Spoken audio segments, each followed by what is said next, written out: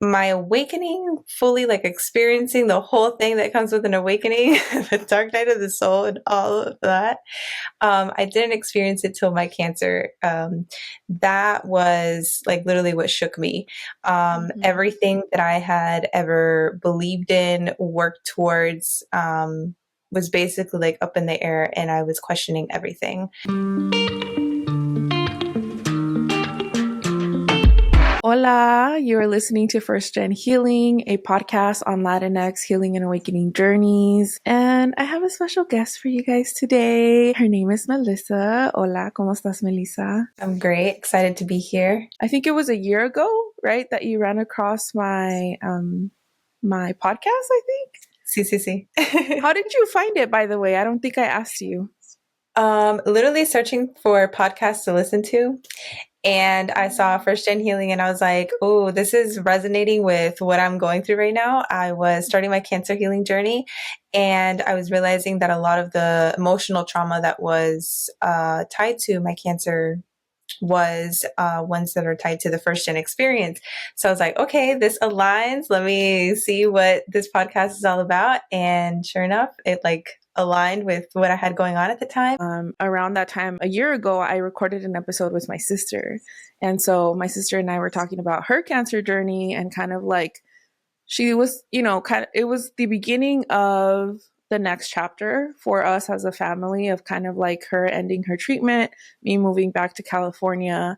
So interesting that like you ran across it at your at that time too. I'm so excited to have you on here because your story I think is so unique. And I would love to get started with just you sharing a little bit about your upbringing and then we can go from there. Yes. So I am the eldest of three sisters from Central Florida. I was born and raised here. My parents are from Michoacan. And yeah, they moved here before, like they had us all three. Your parents Yeah. met here or did they meet in Michoacan? They met here. And then, yeah, once they met, they were like, oh, yo también soy de Michoacán. And yeah, my mom is from Tocumbo and my dad is from Jiquilpan. As like family, we didn't have any like much. I mean, we didn't have any other family besides like my immediate family here. But yeah. So we're going to get right to it. You know that this podcast is on healing and awakening journeys. So I would love to know what resonates with you most. And then maybe where would you feel like the beginning of this journey was for you? I think pretty early on, I kind of started to question my religious upbringing, like that part of my life, because I guess it wasn't fully clicking with my beliefs. I had a lot of questions as to like, okay, is religion like really what is, what we do every Sunday? And so I was very young and I started looking for answers to my questions in regards to religion. And I remember it was probably like in my adolescence when I started reading on like other religions, spirituality. And so I started to compare, I guess, different beliefs, different regions of the world and their different beliefs. And not that I necessarily found one that clicked, but yeah, I just I guess started looking for answers then. Um, my awakening, fully like experiencing the whole thing that comes with an awakening, the dark night of the soul and all of that. I didn't experience it till my cancer. That was like literally what shook me. Everything that I had ever believed in, worked towards, was basically like up in the air, and I was questioning everything because I guess identified as like a healthy person. And so for me to be diagnosed with cancer at 23, I was like, this doesn't like what is going on here? This doesn't make sense in the lens of like a scientist. And I guess that I had always identified with that label as a scientist label. And so for me to have looked into the world through the lens of a scientist and understanding the world in a very analytical way, for me to be diagnosed with cancer, I was like, okay, what is going on? There has to be something more here. Yeah. Oh my gosh. Okay. So I just wanted to ask you, you mentioned you were already kind of questioning religion and spirituality when you were a teen, you said? Yeah, that's when Okay. I like really Wow. started to read about different religions and spirituality in different ways, outside of the Catholic views. What do you feel like sparked you questioning it? It's so interesting to me that so young you were already kind of like diving into that stuff, you know? I think what wasn't aligning for me was the thought that there was a man in the sky or in space, deciding things for us or bringing us, opportunities and people and places. And something about that wasn't clicking for me. Um, the Catholic religion to me always seemed to personify God. Um, Mm-hmm. and so even now when I, use the term God, I associate it with what I was raised with seeing it very personified. So I guess that was the part that really wasn't clicking for me. And what I started to realize after reading into different religions and different beliefs was that we all believed in a higher being, a higher power, but it varied in how this god or deity looked. And that's really Mm-hmm. all that varied.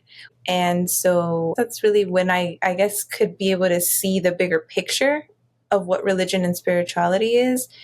And so for me, that helped me because I was like, okay, so everybody basically has a god or deity. It just looks a different way. Wow. Okay. So you kind of already had gained this understanding or awareness, let's call it, at a really young age. And then you mentioned getting diagnosed at the age of 23, right? It was literally a week before my 24th birthday. And that's when Mm. I got the diagnosis. And so I remember I didn't even have like birthday cake, for my 24th birthday. Mm. I went my whole like year being 24 thinking I was still 23. Like whenever people would ask me, "Oh, Oh. I'm 23." And it didn't hit me till like halfway through the year. And I was like, hold up. And it was Wow. because like, every year, like, you have your birthday cake or you do something. Mm-hmm. And yeah, for my 24th, I mean, I had a cancer diagnosis. So the first thing I did was change my diet because I was like, okay, like we're cutting out sugar, we're cutting out flour, we're cutting out like, fried foods and everything. And so Mm-hmm. that, I mean, that's where the cake goes. I see. Whoa. Yeah, and I imagine like the adrenaline and kind of survival mode, like it just kind of, yeah, that's just like the last thing on your mind. You mentioned having like a scientist background, right? So is that tied to your career? Yeah, so I got my bachelor's in general biology from UF. Mm. And then I went on to get my master's in cannabis science and business from Thomas Jefferson. And I was very interested in cannabis science. And I guess that's where I started leaning into like the alternative realm of things, into like Mm-hmm. alternative medicines, because cannabis science in the medical field right now is kind of like it's getting there, kind of starting to grow. And so that field really interested me when I was coming out of my bachelor's degree, and I was like, that's where I'm headed. And yeah, I was just interested in where I guess that industry is going as a whole right now. Mm-hmm. Looking back at it now, I hadn't really thought about it, but it was interesting how that kind of like It was like lining up, right? Like into what was next for you. Wow. So you yeah. graduated prior to your diagnosis then? No, I was in my last semester of my master's and I got the diagnosis. Yeah, I graduated in May and my diagnosis was a few months before that in February or Oh, March, okay. early Okay, March, got it. and end of February. Wow.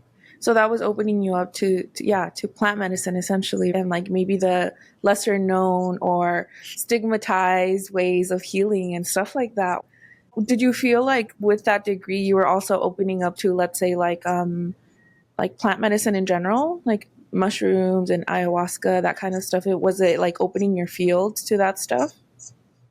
Yes. So right now, I guess the psychedelic movement and field is also, it's a little, I would say it's still a little behind the cannabis because the cannabis is like a little bit more accepted. The psychedelics is kind of growing.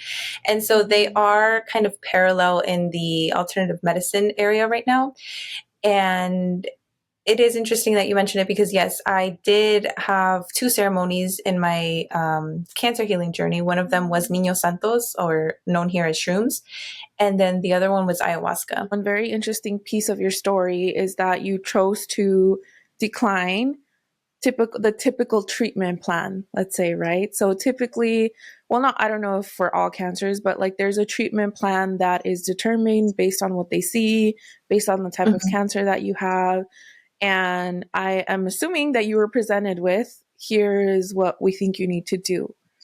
Can you tell us a little bit more about like when you received that and then the decision to decline it? Yes. So I got diagnosed, and I remember the oncologist telling me like what the side effects were going to be like, what my typical treatment was going to be, depending on like what I got staged and how long it was looking for like chemo and radiation.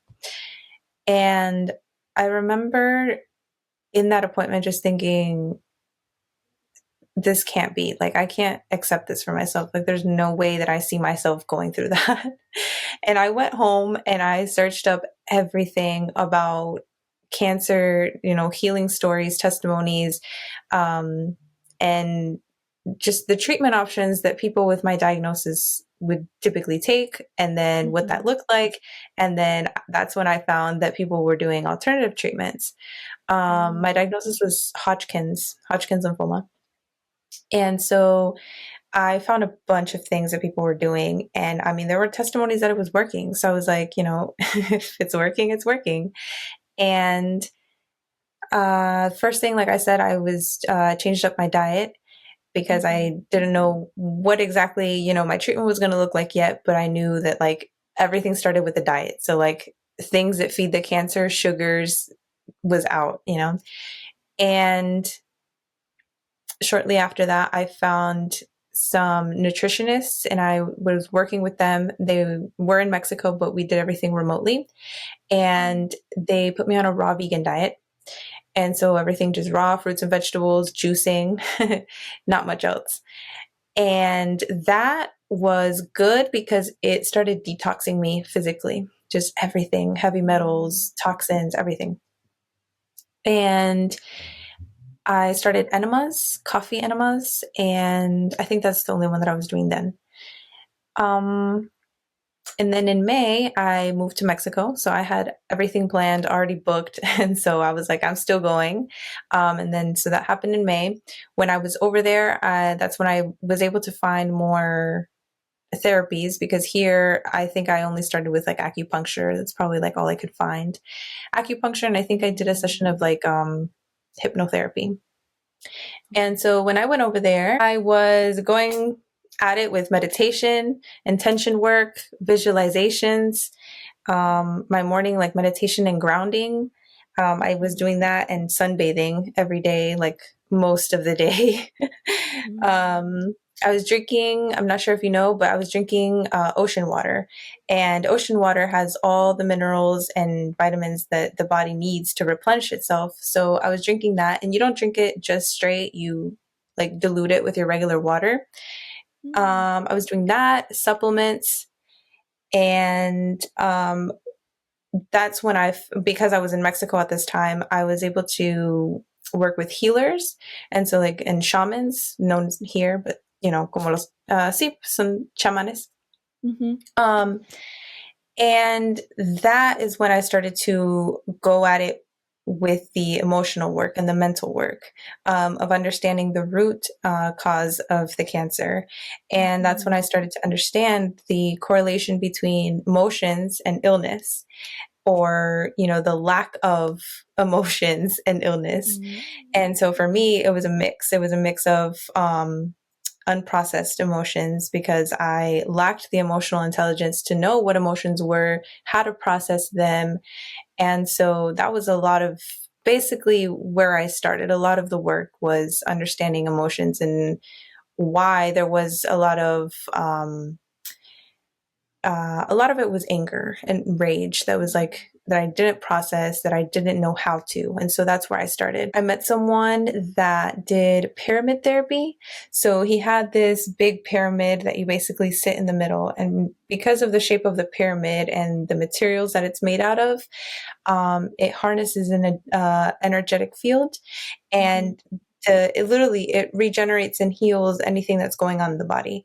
And so I would sit in this pyramid once a week. I would go to him once a week, and just meditate under it. There's the pyramid does all the work basically. Were you able to physically feel it, like the field that was being created?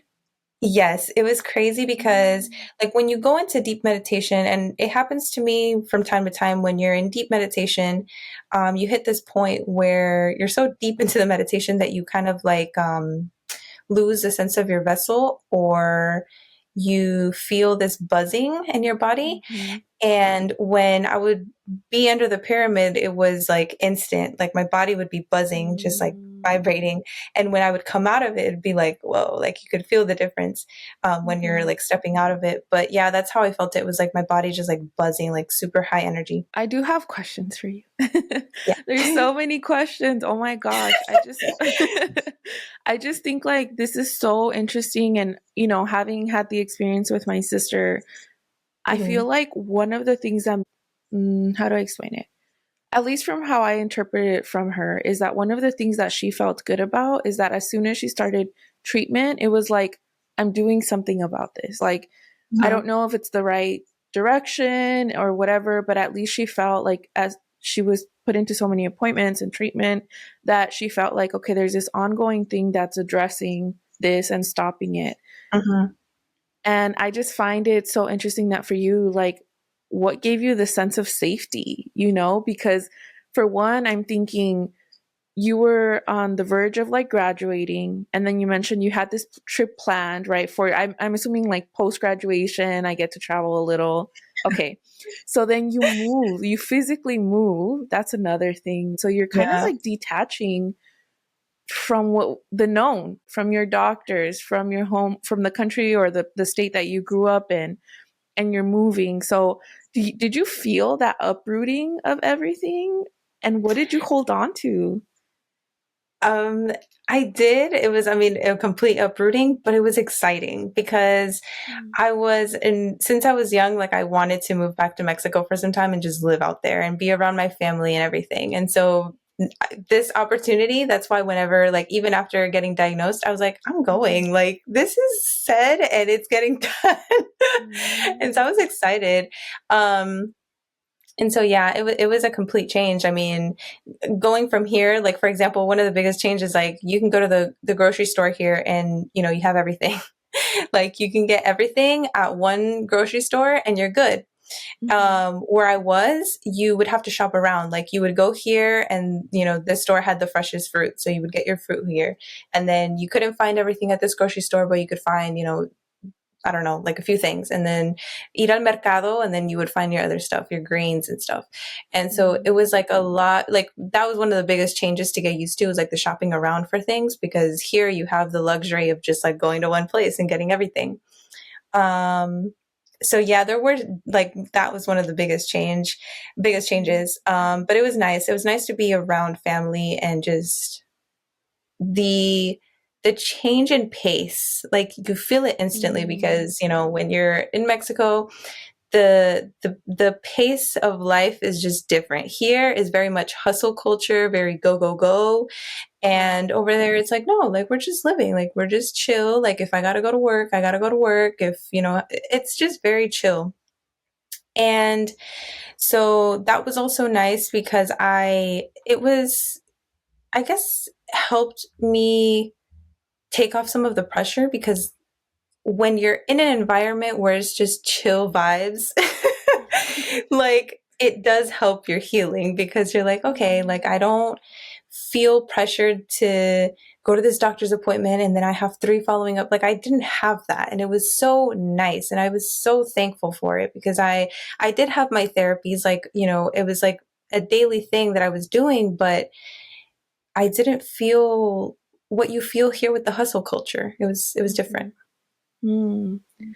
Wow. So yeah, even a change of pace. Were you staying with family? I'm just wondering, what was your container? What did you hold on to? Because it just feels like a free fall into like, I'm trusting myself. I'm trusting my path. I'm trusting what I had planned before. So there's a lot of trust there, and I'm like, whoa, like what was there a sense of that? I was in the same city in Querétaro as my family, so I was very nearby. But yeah, my parents have a home there, so I was staying there, and then basically very near my family. Oh, okay. So you had your family there. Okay. And then as far as you mentioned like when you got diagnosed, you started to look up different experiences, I imagine, of people.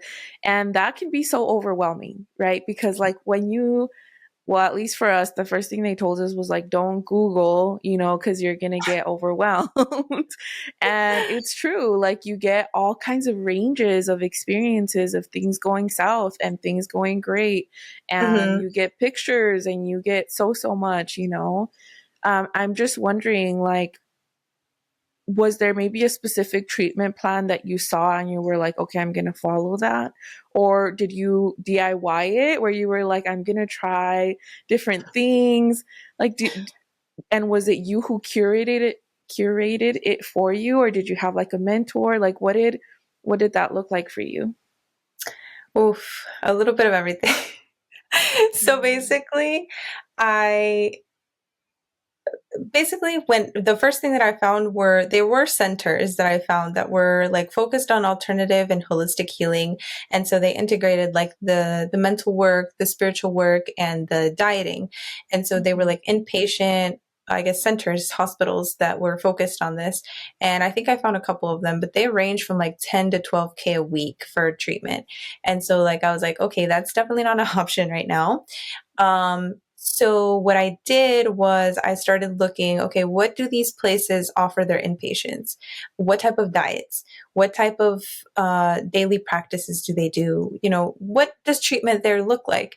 And so through that, then I started finding, oh, I did this and it worked. I did this and it worked. I did all of this stuff. And then I was like, okay.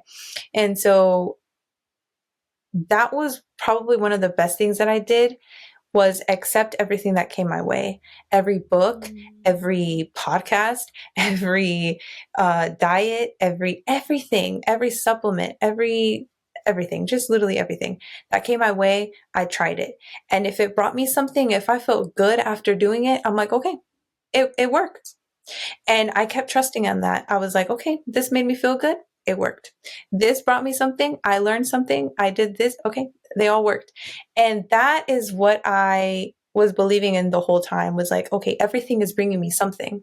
And Mhm. so ultimately, me looking back at it now, yeah, everything brought me something because from everything, I learned something about myself, something about my diet, something about my emotions, something about my trauma, something about my lineage.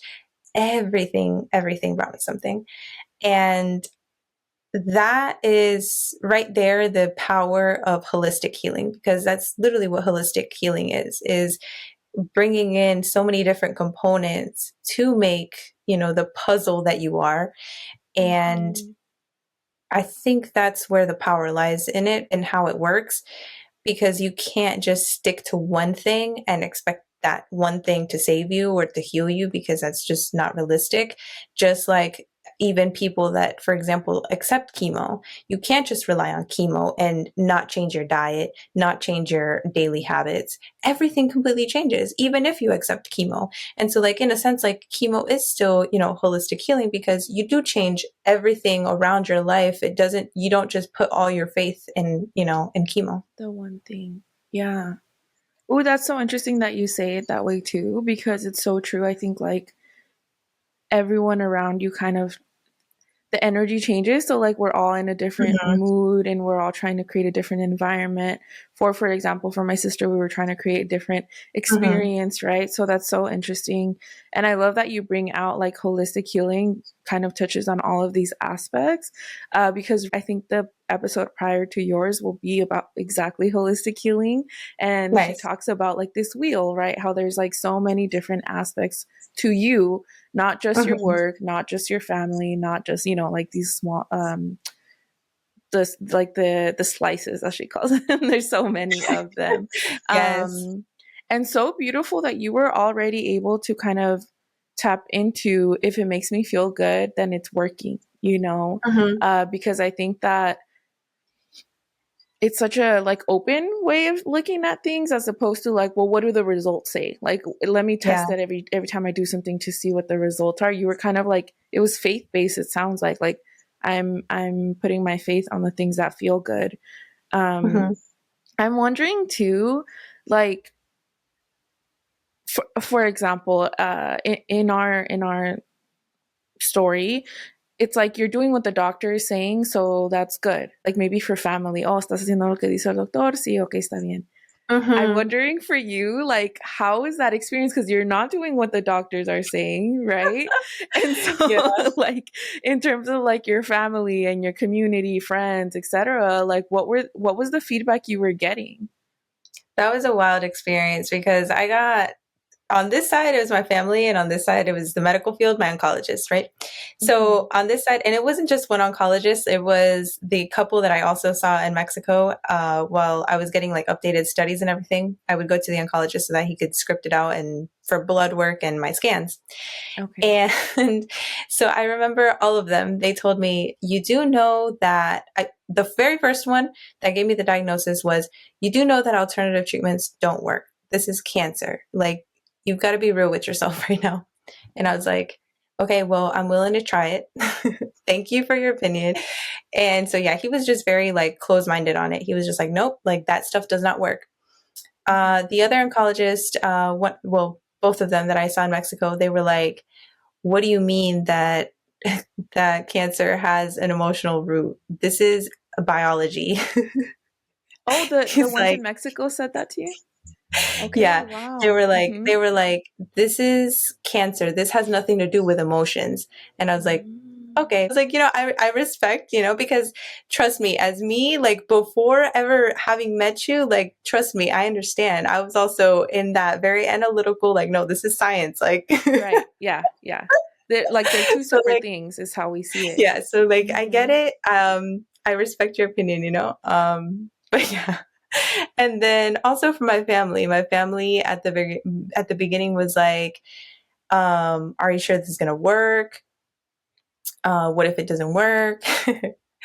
They were very, I guess, yeah, worried, that I wasn't following what you typically do when you get diagnosed with cancer. Mm-hmm. Um, but then my parents were like, you know what? Like, this is ultimately like her decision. And so, if she wants to try it, she wants to try it. And so I am thankful that my parents were like open minded about that. Mm-hmm. And they supported me in that decision. I think it was my sisters that were, I guess, a little bit more closed minded on it because they, even like now, they're like, no, holistic health is like too woo woo. Mm, And interesting. yeah. And so, yeah. Even post being witness to your story. So now I feel like that has kind of like started to open, like, okay, like, but yeah, I'm talking about like at the very beginning, it was like, Oh, no, like okay. you have to do chemo. Like, what are you talking about? And I was like, Yeah. well, I'm gonna try this because I don't see myself accepting, chemo. Like, I don't want to put my body through that.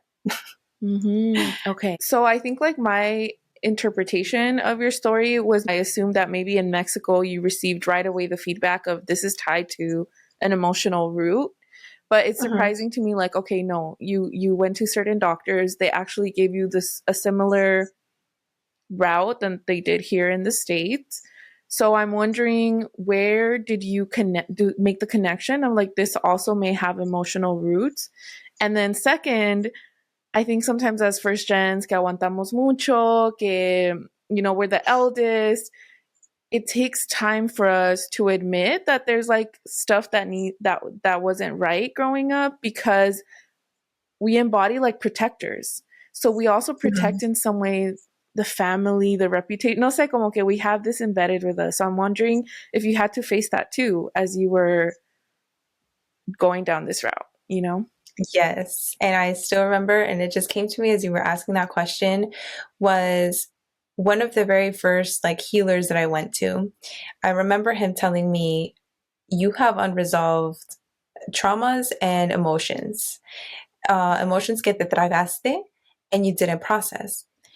And I remember just sitting there and I was like, that's when I like it. I was like, I don't know if this is resonating. Mm-hmm. And that's the part of the ego that you think, just like you said, like we go on about thinking, yo lo puedo todo. My childhood wasn't that bad. Like, Mm-hmm. and you downplay, I guess, what you went through, right? And so I still remember thinking, I don't know if that aligns. And then through talking with him through that session and like the ones after was me like realizing, oh my God, he's right. Like I could never talk about my emotions. I didn't know how. I didn't have a safe space for them. My parents were emotionally unavailable. And so it was all of these different things that I was like opening my eyes to and realizing the fact that I did lack, that emotional safe space and connection, not only with myself, but those around me. And the fact that I didn't have it did affect me to the point of now, in that moment having cancer. And so I was like, oh my God, it was like, those moments where everything clicks and you're like, oh my Yeah, it's God, like, like, I can't believe that I downplayed this my whole life. mm-hmm. Yeah. Wow. How intense, huh? Like for it's kind of like first of all, it's very interesting how in your example, like you reject it, right? Like you're like no, Hmm. and that's protection, right? Because Hmm. like maybe our inner child needed that protection of it's not that bad, so that we Yeah. don't sink in the Yeah. experience, and then coming to terms with it, and then like making it become a truth because you had to, like Hmm. to then believe, oh, this is the root and this is the why. That has to be like, like you integrated that truth. Yeah. So, and all within a year, I imagine. I think it was like about a year and a half, your Hmm. journey, right? Oh my gosh, Yeah. that's so much. And everything. I healed things that I didn't even know needed healing. Like Mm-hmm. it's crazy. And I, to this day, the things that I no longer perceive the same way because of all the inner work that I've done, that there are still moments when I realize these things in my 3D reality and I'm like, oh my God, Mm-hmm. I don't respond to that in the same way. I don't think about this in the same way. I don't need to lash out in this way because of this thing anymore. Like it just, I understand things now. Yeah. And I guess it really connects to my ayahuasca ceremony and the other ceremony that I had because I realized it was after that ceremony how much sitting with plant medicines like ayahuasca changes your life completely and in ways that you don't even perceive in the moment that you're having the ceremony, but it's the after effects. So with ayahuasca, she will show you and transform your life in ways that you, like I said, can't even perceive in the moment. You may go with a single intention, and months later, you realize that your life has done a complete 360. And you saw none of these changes coming. You didn't know how every aspect of your life in that present moment was going to change. Um, I talk about this on my podcast. So if you're interested, definitely like go check it out. I go into all the details. But for the purpose of this moment right now, I will go into my intention with the ayahuasca ceremony was self love. Because one of the healers near the very end of my journey was like, self love is like it. Like, that is the last thing you've got to heal at this point is and understand. What was coming through at that time was self love and me understanding what self love is. And society paints self love in this very pretty aesthetic way, right? Like, Mm-hmm. go get your nails done, put some makeup on, and that's self love. And yes, yes, that's cute and everything, and it's a part of it. but that's more what we consider self-care. Self-love is being able to look at yourself, observe yourself from a detached point of view, and understanding yourself. And when I mean understanding yourself, is looking at all of your shadows and what you perceive as weaknesses in yourself, and embrace them and love them and shine light to them, and understand how they play roles in your day to day and who you had to have been to get here today. And it's only when you do that inner work that you truly understand what self love is. Self love is not pretty. It's not pretty. Mm-hmm. It is hard work. But when you do it, your whole life changes. And so that is a huge part of the awakening journey, is understanding the concept of self love.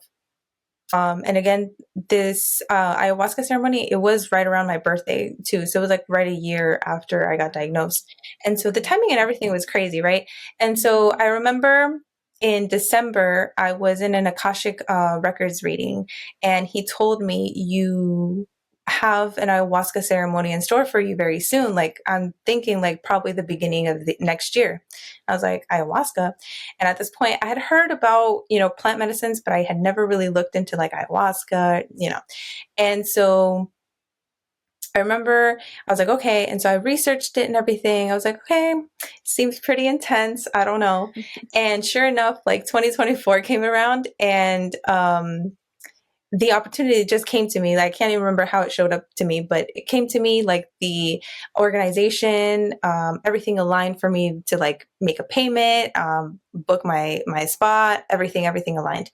And so in March, I had my ceremony. So this was at the point where I was like, okay, self-love, self-love, self-love, right? And so I go to the ceremony, my intention was self-love. We get to the point of the ceremony where it's like, okay, now intention your ceremony, whatever, right? And that's like at the very beginning.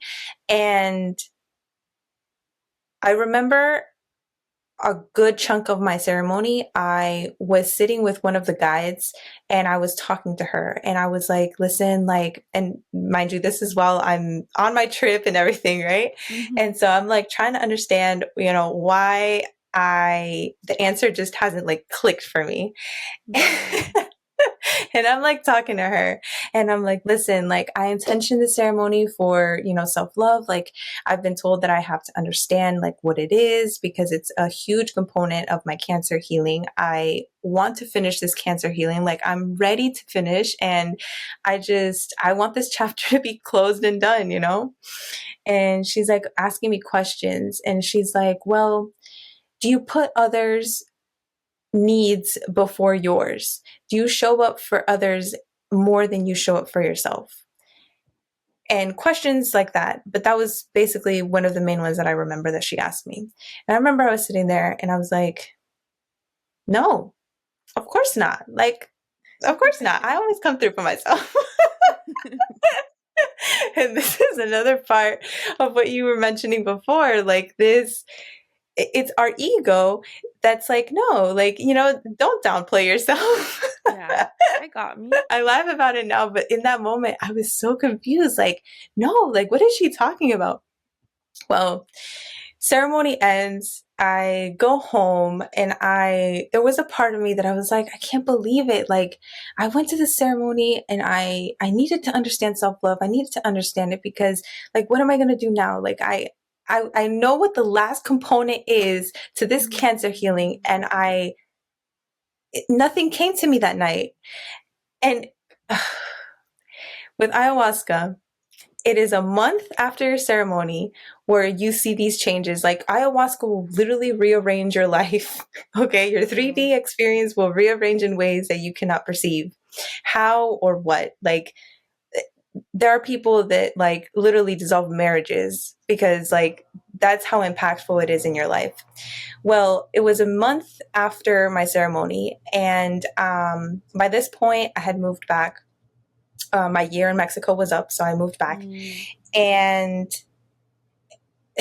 in this moment, I hadn't even like thought about it, right? But relationships that were like super important and like pillars in my healing and my cancer healing journey up until this point, when I moved back, had not dissolved but moved away in my 3D reality. And so I didn't have them in my 3D reality as pillars.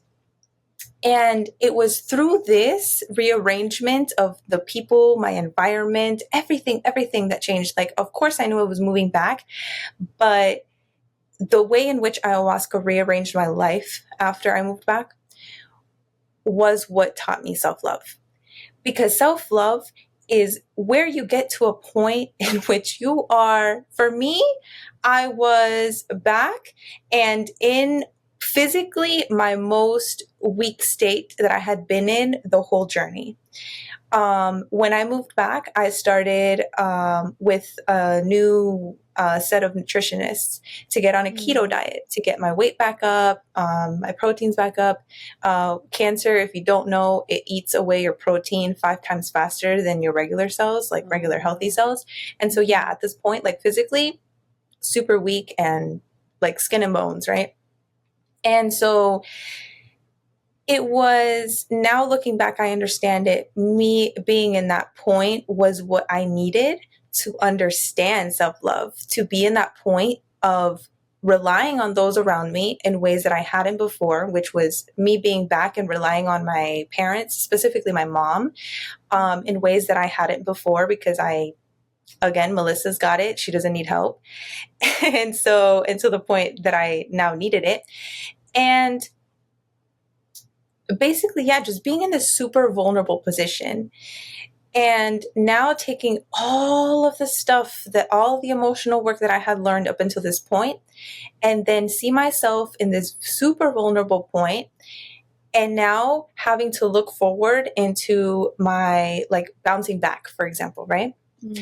And so it was in that process of bouncing back that I truly understood what self-love is, because it was accepting myself in that vulnerable position that I got put in and accepting help, and through that learning what self-love is. So it was intense in the way that abuelita ayahuasca did that. And that's how she does it. It is very intense in the way that she will show you things, but trust and believe that whatever you intention your ceremony or whatever it is that you want to learn or her to show you, she will show it to you and she will teach it to you.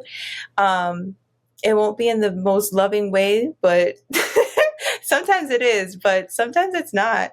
I mean, there are people that like literally will go into ceremony and relive like different types of abuse situations that they've been in and stuff, and like relive it quite like they're living it again.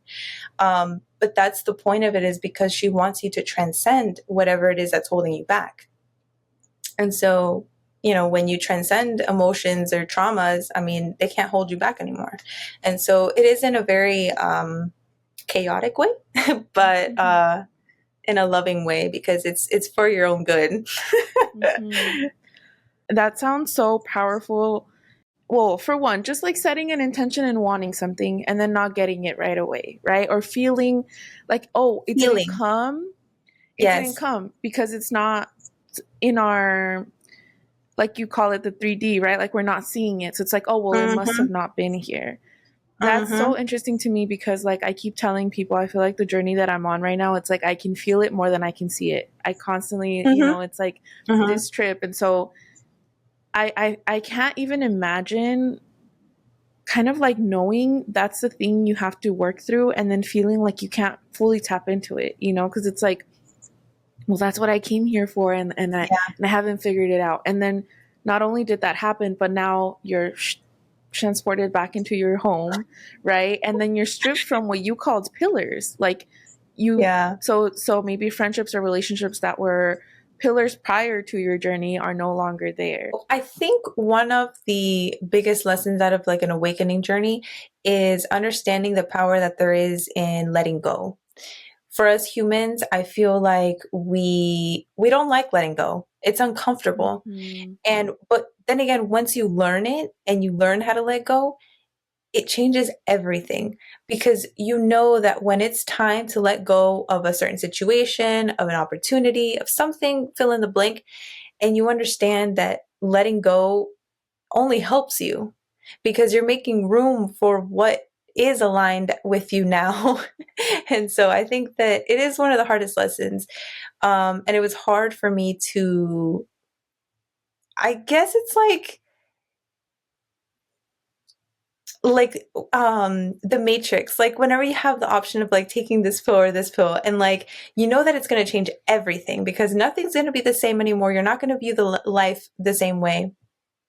And that's the best way that I can explain the experience with Mm. plant medicines, especially ayahuasca, because it is intense.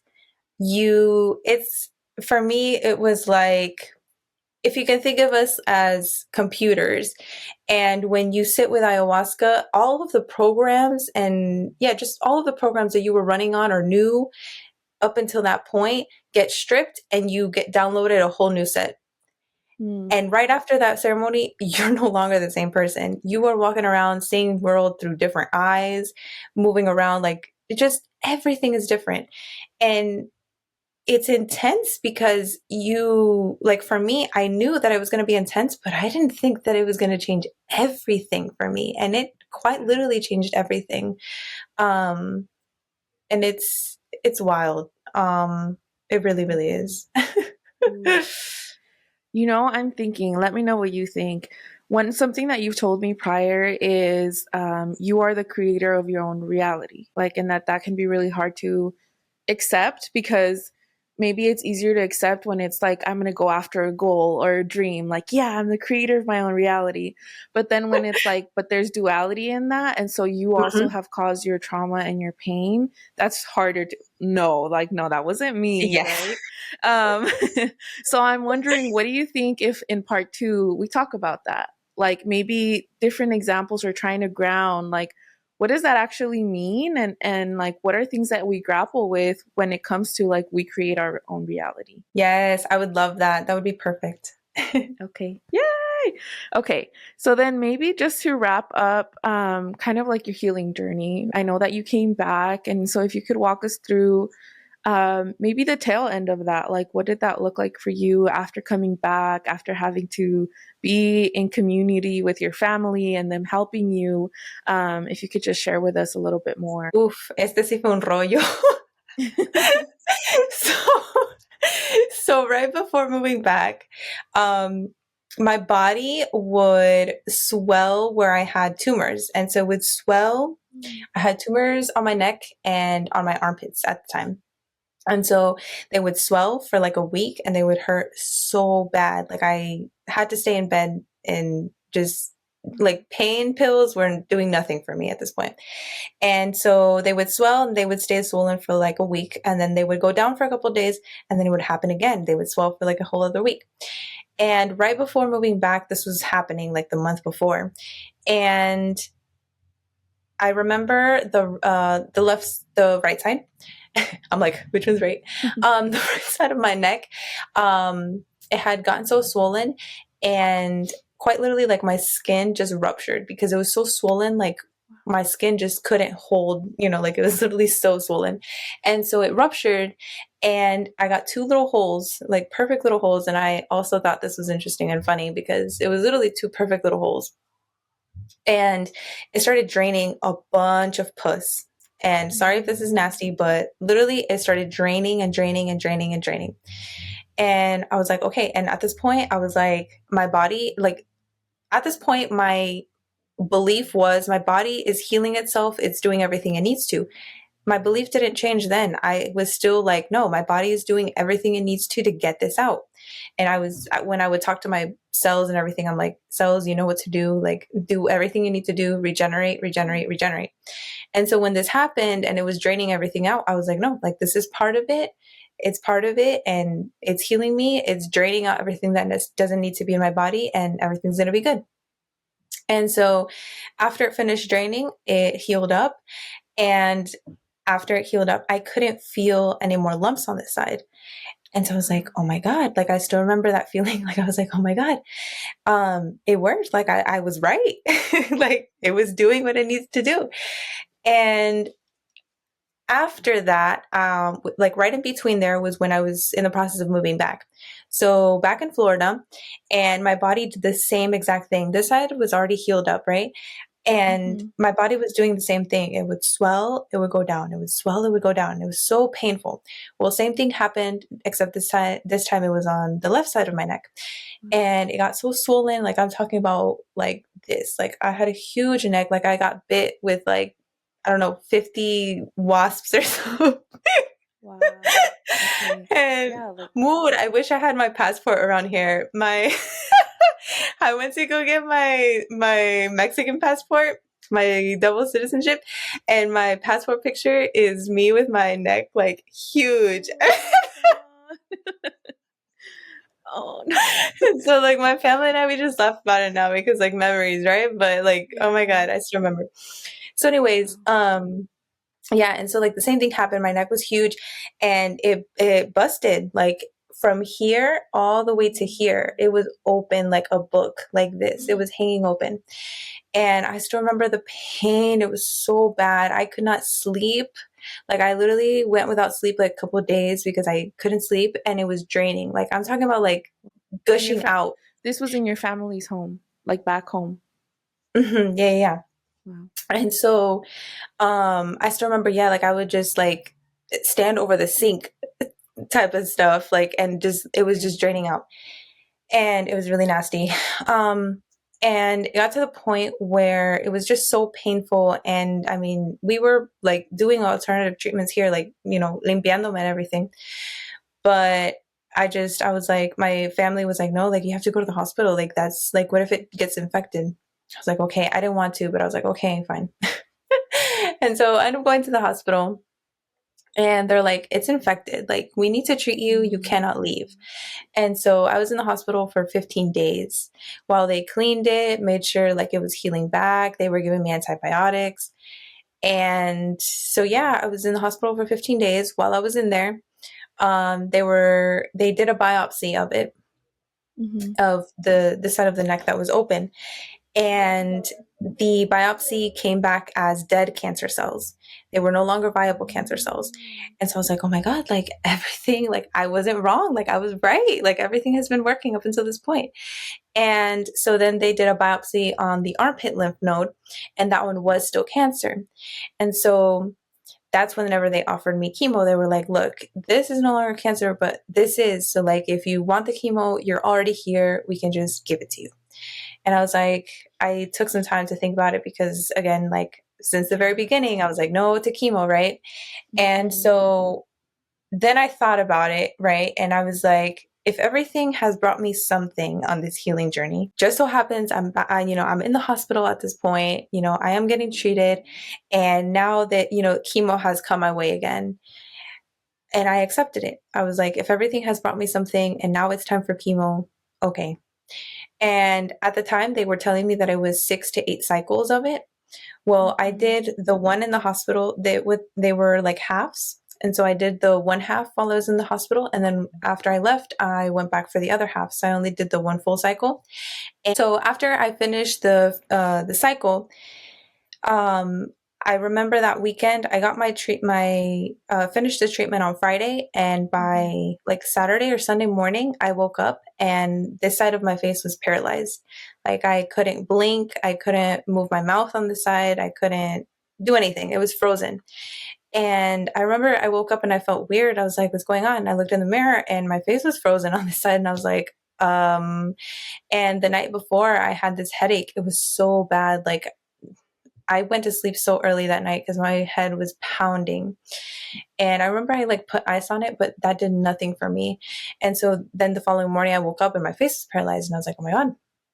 And so I told my mom, we went to the ER, and they're like checking me to make sure it wasn't a seizure. And then the doctor's like, it's early onset Bell's palsy. And yeah, we have to give you steroids for it. And I was like, oh my gosh, like at this point, was at the point where I was like, what now? Like, ¿qué más me Right. falta? Yeah. At this You've been point, through like, so I much. thought I was at the finish line. Like, what are you Yeah. talking about? I'm still getting hit at with things. My gosh. Yeah. I can't And even so look, imagine. I'm thinking back to when my sister's throat swelled up, and I felt that way, but I'm just like, yeah, you're going through all this healing and like processes and más todavía. Your body's like, just kidding, there's so much more. yes, yes, yes, yes. And everything, like all of like the the healers and everything that I was talking, like the Akashic records and everything like that, they were all telling me you're at the finish line, like you're right there. And so Mm-hmm. for me to go through this, for this to happen to me, I'm like, really? Like I thought I was Mm-hmm. done. And so start taking the steroids. My face, like 1 week goes by, week and a half, and my face is still the same. And I'm like, this can't be. And so that's when I started like looking for people that were going through the same thing. And so then I saw that people were using acupuncture and it was working for them. Mm-hmm. And it was like speeding up the recovery process. And I was like, okay, let's do it. Like, you know? And so I found an acupuncturist here really close to me. Went to him and told him my story of my cancer healing story and everything. And he was like, oh my God. And then I told him that I had accepted chemo and I had gotten Bell's palsy from it. And he's like, yeah, no, like your body clearly rejected it and you like, you shouldn't have, you know, but it's fine. You're here Whoa, now. interesting And for him to say that, right? Yeah. he, very interesting. He is a homeopathic doctor and Mm-hmm. acupuncturist. And so he is Mm-hmm. all in the realm of like alternative medicine. And so I didn't meet him until, like I said, I needed the acupuncture for my face because if Yeah. not, we would have never met. But I think it was 6 sessions, 5, 6 sessions, and my face was almost back. And I mean, 5, 6 sessions when it was in the span of like a month. So, I mean, it was amazing. And so, yeah, I was so thankful that acupuncture worked because the steroids did nothing. And so I remember telling the oncologist, I'm like, listen, clearly I got Bell's palsy from the chemo because it happened the same weekend that I got, you know, the other half of when I finished up the first cycle. Mm-hmm. And so I'm not going to continue treatment until we do a PET scan because not only do I not feel any more bumps, but I don't feel comfortable continuing treatment if I got Bell's palsy from one cycle. And so he didn't want to, but he was like, okay, fine, let's do it because he said that we shouldn't, or he typically doesn't do PET scans until like 2 cycles in or 3 cycles in, I think. And I had only done the one. And so he didn't really Mm-hmm. want to. But we ended up doing it. And sure enough, it came back clean, like cancer free. And so, boom, that was it. That was the end of everything. And I mean, I was in the process of already getting my face function back because I was like, okay, like we get my face function back and we're good. Like this chapter is done. And then in October last month, I went with my parents to Mexico and I got scans done again because the first scans I got done in August. So I wanted like to like what is it called? Like a Confirmation or yeah, like a second confirmation opinion. that everything was still clear. And Mm-hmm. so I got that in October and still clear. So yeah, super, super thankful. And just it has been, oh my God, I don't even know the words. Whew, my gosh, I'm tired. I feel like you took us on a journey. Oh my gosh. Oh my No, but I God. say that with so much love and respect and Yeah. like wow. I mean, as you guys can tell, those of you listening, her story is so powerful. And I hope like I brought in different aspects of your journey because I know you tell piece by piece of what you went through. So I was like, maybe let me ask some different questions so that they can go listen to your story on your Yes. podcast. I do go more in depth into like all the different aspects. But I don't even think that like me sharing it on my podcast really like paints the picture of everything. And so I am in the process of writing my book on everything that I've learned and been through. So Yeah. that is a project in the works because yeah, I don't think that I could talk in a span of an hour and tell Mhm. everything. So yeah. Wow, how amazing. Oh my gosh. And I mean, I said it on the episode we recorded for your podcast, but just like the fact that you then are wanting to turn around and like turn this into something, right? Like give it the purpose and move forward with what you've learned is so beautiful. Yeah. So for one, thank you for being open and sharing with us your story. And then two, how amazing that like a book is coming from this, a podcast has been birthed. So excited for you. So if you want, if you could just share like your socials and where people could follow you. We are recording a part 2, so you guys can stay tuned for that. But in the meantime, I would love for people to be able to go follow your story as well. Yes, thank you. So my podcast is the I Heal, We Heal podcast. And my socials, I guess, could you like link them in because Yeah, they're of different. They're not the course. same I name. will So. link them. Yes. Okay, perfect. Yeah, so I'll link your podcast and your socials so that they can have access to that. And just to wrap up today's episode, I like to end it with you giving a message to first gen. So obviously, first gen Latinos, Latinas, Latines listen to this podcast. So if there's like a kind of like a mensajito or a consejito, whatever you would like, I want to give you a moment for that. My mensajito would be, you are the medicine.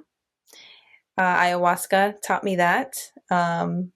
In every scenario, you are the medicine for everything in your life that you are experiencing. You are the medicine. Thank you so much, Melissa. And thank you guys for tuning in and listening. Please make sure that you share it with your amigos, amigas, amigues. I think that first of all, unfortunately, I think more and more younger people have had the experience of cancer. So if there's anyone that you think would benefit from this, please share it with them.